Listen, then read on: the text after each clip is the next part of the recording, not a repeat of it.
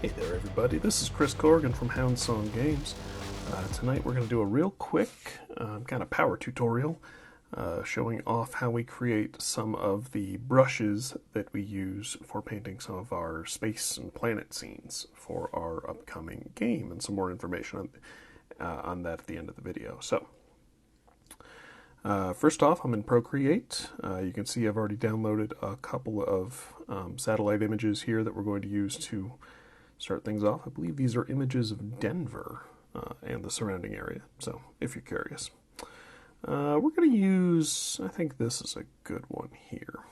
So I'm going to go ahead and tap up top, go to Add, Copy Canvas, simply because I want to do this on a square canvas. So I'm going to go ahead and hit just the default square works fine. I'm going to go ahead and make a luminance brush to start with. So tap, hit paste, and we want to blow this up to be, take up the entire frame, and just find an interesting portion of the city. Let's do something like, well, let's just do downtown. I think that looks kind of cool.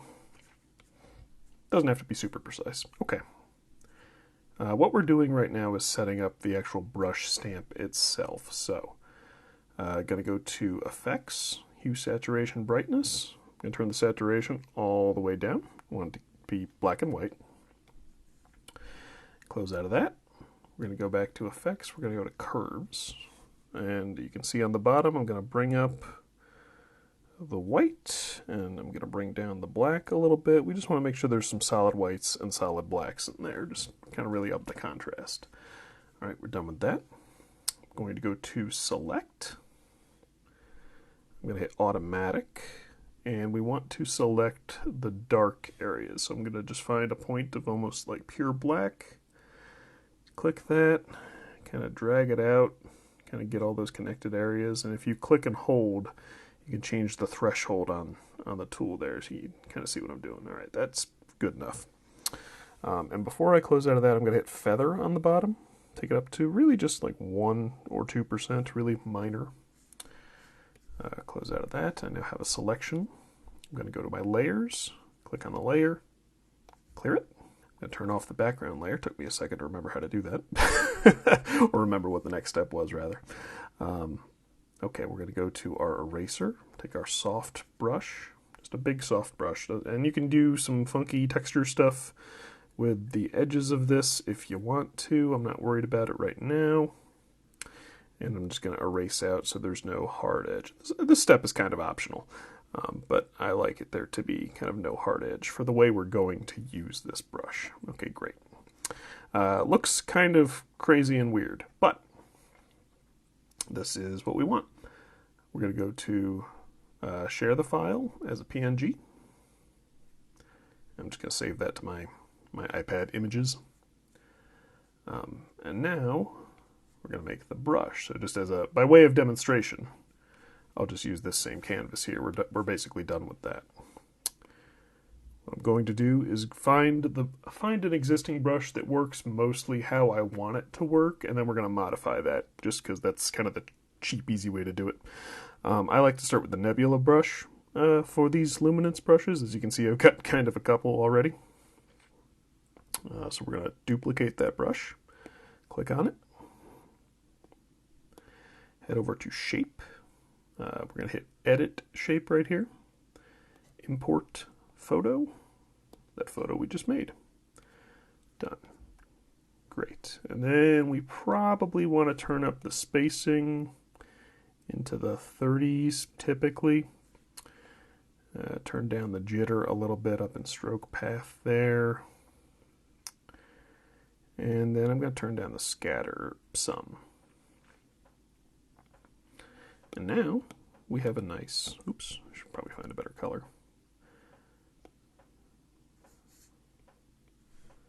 We have a nice kind of low resolution city luminance brush. So if I kind of tap that over top of itself a couple of times, you can see, and then erase out.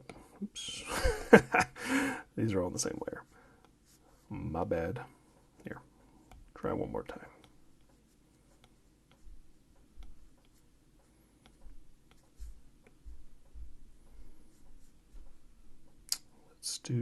like a orange ambery color. Actually, sometimes working with the darker ones works a little bit better. And you can, of course, modify this all sorts of ways.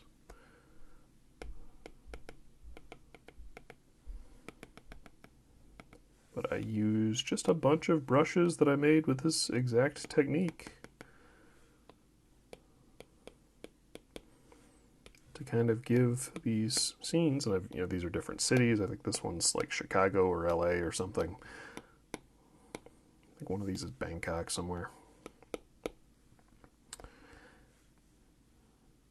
But to give ourselves a nice like planet at night kind of look. I'm just using the liquify tool to give myself a quick curvature on it.